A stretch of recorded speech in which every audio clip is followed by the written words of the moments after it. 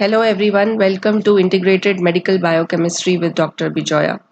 Today we shall see a demonstration of serum creatinine estimation. So these are the 11 topics under which the heading will be covered. The biochemical tests to assess renal function include urine analysis, which includes physical examination, chemical examination, and microscopic examination.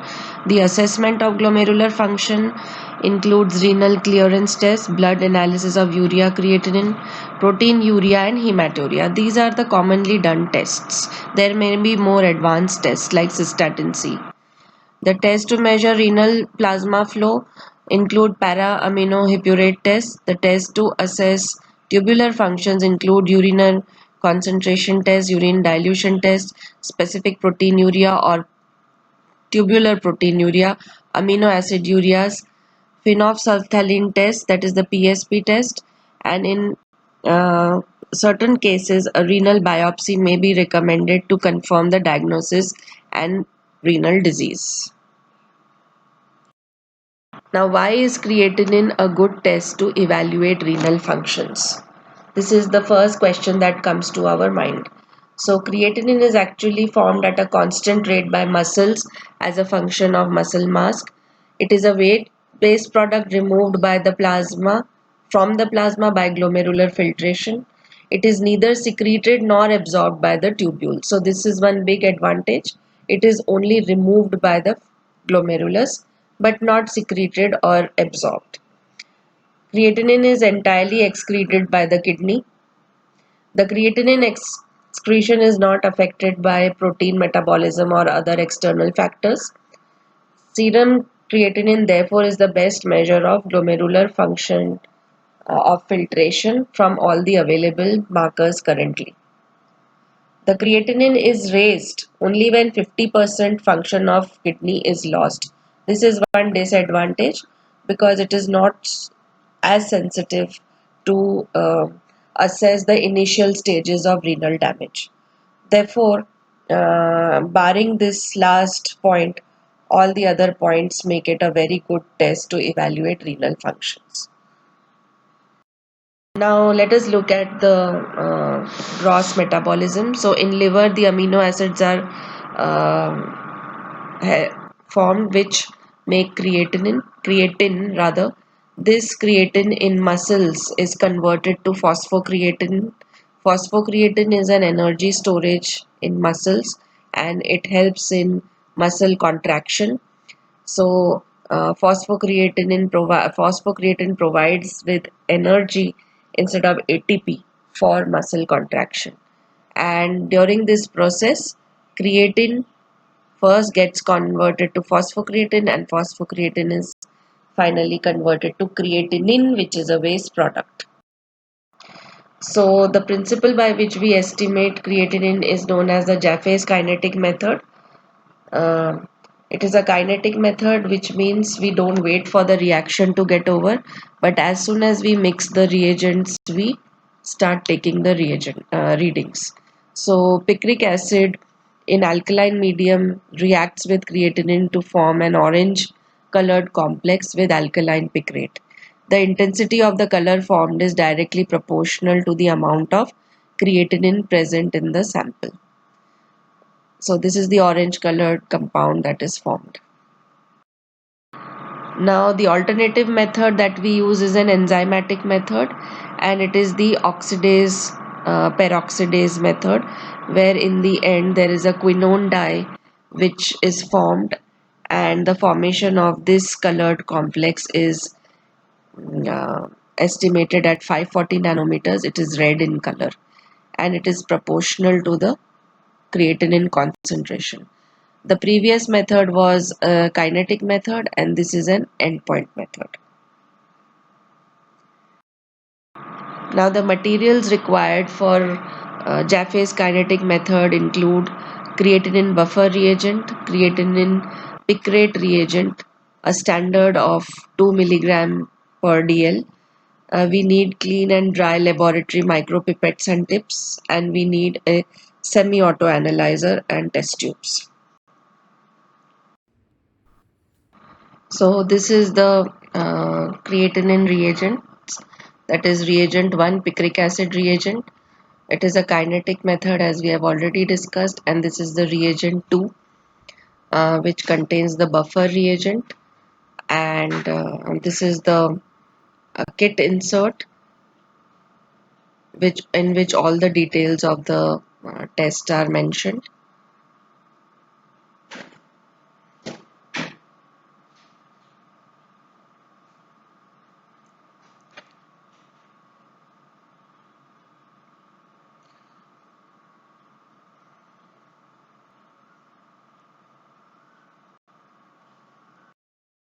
So the samples needed are unhemolyzed serum sample, and if in urine it is being done, then we need to dilute it by 1:100 in saline, normal saline.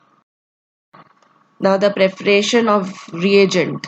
Since there are two reagent bottles, we need to make a working reagent in which equal volumes of reagent 1 and 2 are mixed gently, and these reagents are then allowed to achieve room temperature, and after that the working reagent is ready for use.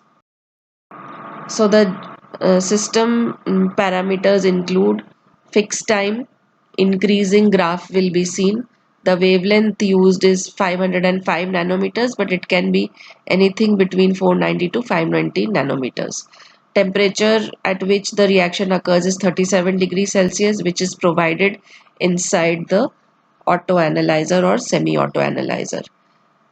The delay time is of 30 seconds, and after absorption of the reaction mixture, the first reading comes after 30 seconds, and from there it goes on continuously till 120 seconds, that is 2 minutes.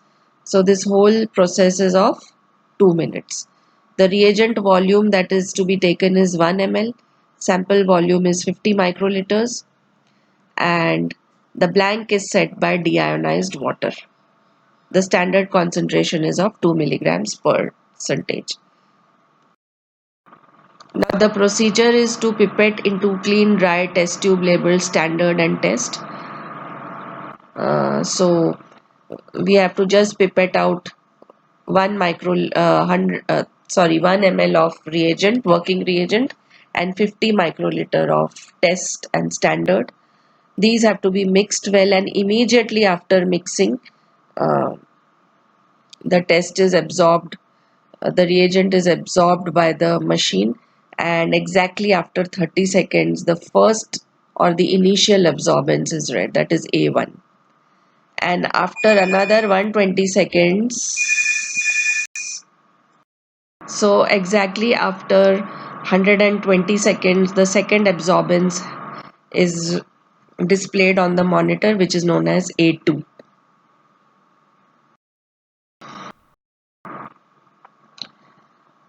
So this is a semi-auto analyzer in which on the menu we can see CRE, which is the short form of creatinine. This has been selected. Now in this menu we will run our test. So now you can see that um, uh, after pressing the enter button, we enter the menu in which all the information regarding the test is fed. For example, creatinine is a 2-point method, which means the first reading A1 is the initial reading and A2 is the second reading. So this is a 2-point method. The filter used here is 505. Standard concentration is 2 milligram percentage, and the factor is kept here, that is 33.5. And now we are aspirating and cleaning the pathway of the semi-auto analyzer with distilled water. So this is how the water will be aspirated in, and the whole pathway inside the equipment will be cleaned after aspiration.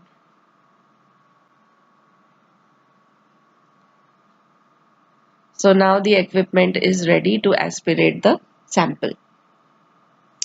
Temperature is also set over here of 37 degrees Celsius. So now the next step will be to aspirate the sample. So for that we need to take in a test tube labeled test the sample of the patient, and after pipetting out the sample, immediately or after mixing, it will be aspirated. We don't have to wait for the reaction to get over, but immediate aspiration has to be done. Now the whole reaction will be taking place inside here in the equipment. So the first reading that we will get is the A1, and this is the first reading after 30 seconds. Yeah, delay time 30 seconds. The moment we get the 0 here, that means the delay time of 30 seconds is over. That will be the A1. So this is your A1, and now the next absorbance has started, which will get over at the end of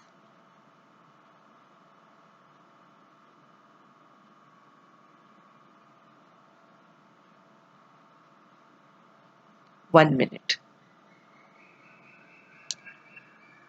So here now we are about to get the reading. This reading has been calculated and displayed over here. This is the graph where it is directly proportional to the formation of the product. So as the OD is increasing, which means the product is forming on reaction. So this is the direct graph that we are getting for creatinine. So this is how we do the kinetic method, 2-point Jaffe's kinetic method. Now we got a value concentration of 2 milligrams per deciliter, which is designated as H, which means it is high. So the serum sample contains a high amount of creatinine. Now these are the two absorbances which we can use to find out the difference and do the whole calculation manually. So the calculation is that we have to calculate delta absorbance. How do we calculate delta absorbance? For standard we do delta A standard means A2 minus A1, and for test, that is delta AT, we do again A2 minus A1, and on getting this difference, that is the final absorbance minus initial absorbance. So on getting the values, we place it in the formula and multiply it by concentration of creatinine standard, which is 2 milligrams per deciliter. This is how we do the manual calculation. Now these are the normal values. For males it is between 0.9 to 1.4 milligram per deciliter, and in females it is 0.8 to 1.2 milligrams per deciliter.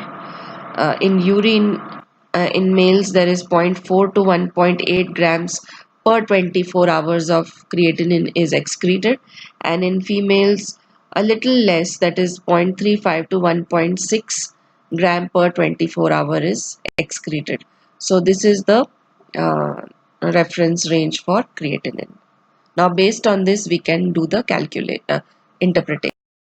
So the pre-renal factors that increase serum creatinine are congestive heart failure, shock, salt and water depletion due to vomiting, diarrhea, increased use of diuretics, controlled diabetes, uncontrolled diabetes mellitus, diabetes insipidus, excessive sweating, and decreased salt intake.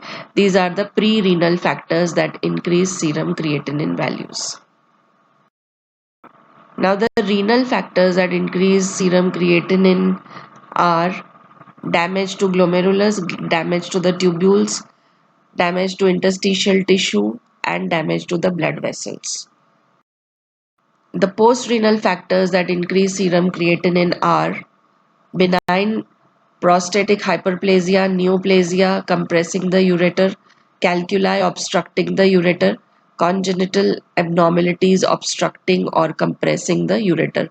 So any kind of obstruction in the pathway of urine will lead to post-renal increase in serum creatinine.